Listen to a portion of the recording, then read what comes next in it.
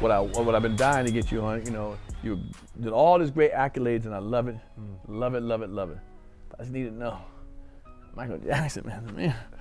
What happened? Listen. What happened? You rent was due, nigga? Let me tell you, bro, rent was due. I was doing well at the time, so I mean, I was still doing well, but looking at that check, I was like, I could even do better. I ain't mad at you. I ain't mad at you. Shit. But at the time, though, the thought wasn't.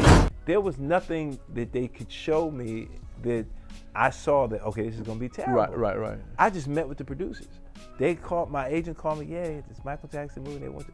I was like, they know I'm 6'4", right? Right. No, I'm dark. Dark skin too, right? There was a way, just take a meeting. I go over to the Viacom MTV buildings out of Santa Monica. I go meet with the director, producer. We're talking, and he's asking me, how I feel about Mike. Oh, I love Mike. I met him, but my wife knew him coming up, and I'm like, yeah, I love him. That was it. Right. I leave. They call back. Oh, they want to offer you. I'm like, are you serious? Right. So in my mind, I'm like, okay. And then when I get on the phone with them, after the offer, we go back and forth. Great pay, and they say, hey, we got the music, the rights to the music. Oh, wow, nice. They have these great performers. I'm like, oh, okay, bet. And we go up to Canada to shoot it, and then I step in the trailer, and I'm like, uh-oh. I see the prosthetic nose they wanted to put on me at first. I was like, I'm not wearing that. Oh. And the makeup, they put airbrush, and they was airbrushing me. Sure. I was like, I look ashy, right? Right. Yeah. But at the time, even still, I'm not thinking that because I'm like, down the line, social media is gonna come. Right. There was no social media. Sure, no, I get it. It was just I honestly, Pierre, took it blindly because I didn't know what to expect. Right. I'm putting the trust in the hands of these producers. Then we get to like almost the fourth quarter of the movie finishing. They come to my trailer. Yeah, so about the music. The lawyers got pushed back. We're not gonna be able to get the music. Wow. So now you got these performances with these little beats. These producers in Canada like. They kind of sound like it. That attitude. So I was like, hell no. Yes. And even when we did the premiere, and VH1 premiered it. Nobody said nothing. Okay, we're in Hollywood. That's why. Social media. Right, it was in Hollywood. You're marvelous. You're fab. I can see it. I can see it in you. But I got to talk to LaToya, Jackie. Like, they appreciated. They were like, yeah, the production terrible, but they was like, we saw your effort. Right. Trying to really capture our brother, and when we did it at the time, Michael was still alive. Right, but it was also about to go through that trial situation. Yeah, so it was heavy around that time too. All they did was use excerpts from, trial stuff. Right. That's all it was. So they didn't make up anything or try to, because the director was pro Michael. He was like, I'm not here to do no salacious, gossipy, nothing. Right. So it was. So now it's the bane of my existence. And now I just laugh. At first, initially, I was hurt on social media. People would be like, I'm not trying to feed my kids. But now I just laugh. And I'll be like, yeah, you gotta man. feed my kid. I ain't mad at you then. I'm like, hey, y'all. And I would tell people, I get on live sometime and TikTok, and people asking, like, why? I'm like, listen, you probably got a job you hate. Come on now, yeah. You probably got a job. I'd have done it. Look how I look. Okay, I'd have played Michael Jackson. But you know who else they were thinking about? What's his name? Hill Harper.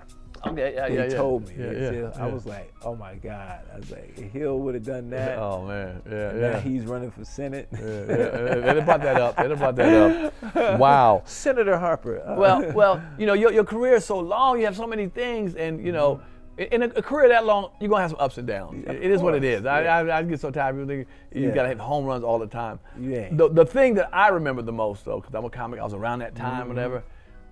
We'll do one more, and then we'll move on.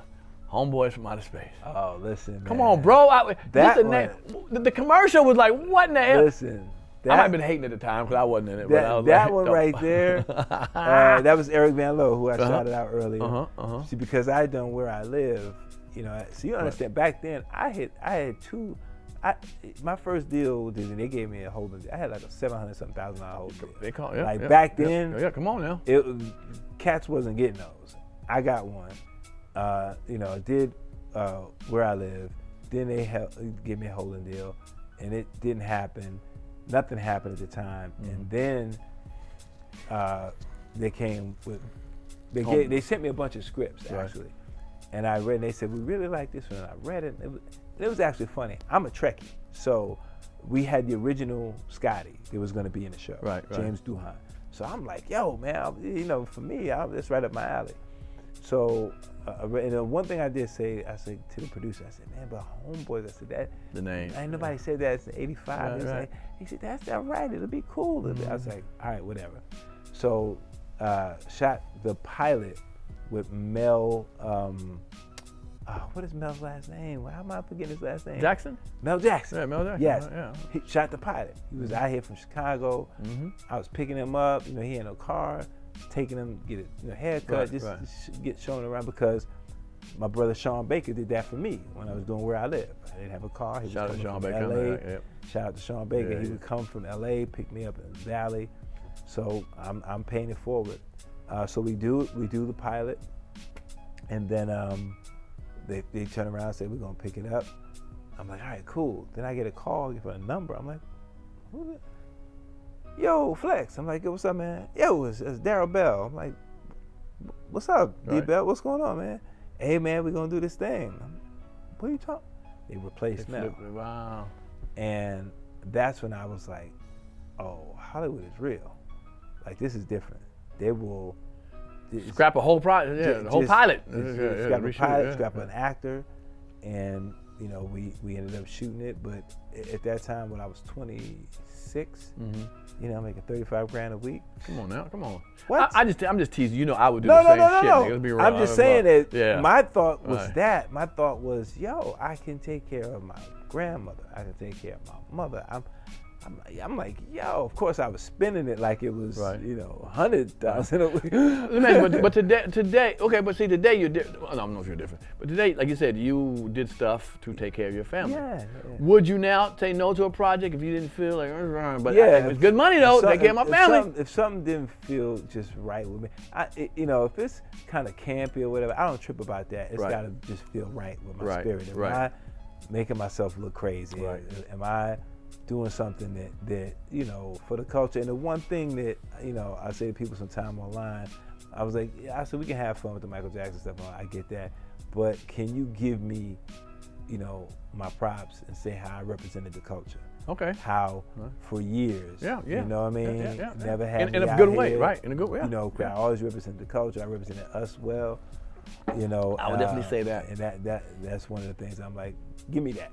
And it's funny you say that. I'm gonna give a quick shout out to the girl. The girl that played that little voice thing, what, Ray Bennett? Rona Bennett. Man, she wanted to be in Vogue, man. We used to, man, shout out to her. We used to have parties, like they would, back when we were doing that, there was a company called Chris Craft that owned UPN. They were like a boating yacht kind of company. Young dudes, just had money. And they would give these parties in Hancock Park for UPN. That was back with, you know, Malcolm and Eddie and you know, Moesha, when they had the back-to-back Mondays and all that. And she would get up and sing, and man, I was like, yo, Rona, I was like, yo, she reminded me so much of Whitney. Rona was amazing, and then I saw her being able to be on Jamie Foxx, and then now in Vogue. I'm so happy for her. Rona's always been sweet. Nice. No, that's a good look. Nah, but that's what I was going to ask you, because with you, to me, you've always come up as a good guy. Always a nice, pleasant individual.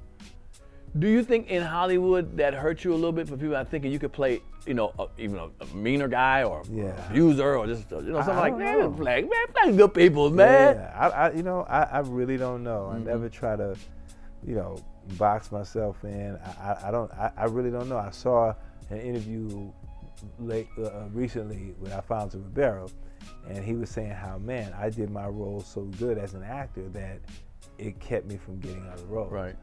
And I don't think, you know, my character on 101 was as iconic as a Carlton. But, you know, I do fight against, like, yo, I can do more than comedy. Right. And I have done it. I've been on Grey's Anatomy, right. Station 19, CSI Miami. Like, I've done straight dramatic roles. But, and I remember there was a show called Blue Bloods that I had to fight to get. And I kept going and going, and I remember they kept making me audition because Les Moonves only saw me as a comedian, and Right. fun. I kept going, but I was beating everybody out. Right. And you know, ended up doing the pilot, ended up recasting, which mentally messed me up because I'd never shot a pilot and I wasn't in the series. And being replaced, and they brought a female in. Right. They just brought another brother, and I'd have really been messed up. Right. But they were trying to go a different way. But you know, there was, there was some stuff there too. I'll just say that on the helping and me being, you know, the role being changed. Okay, so every well, no, not every, but a lot of careers we have a defining moment, a defining situation. For me, even if you don't want it to be, Baps is gonna be for me unless I do something different. Okay, even how to be a player, whatever. And then I did another Baps, like I've been in a whole bunch of things, but it's just them, and it's okay. And I embrace it now. At first I was like, I knew more than that. Yeah. If you like that clip, hit the subscribe button or the notification bell. In fact, why don't you hit both of them? The king can't always be the damn king by itself. I need servants to step up. Turn me up a little bit.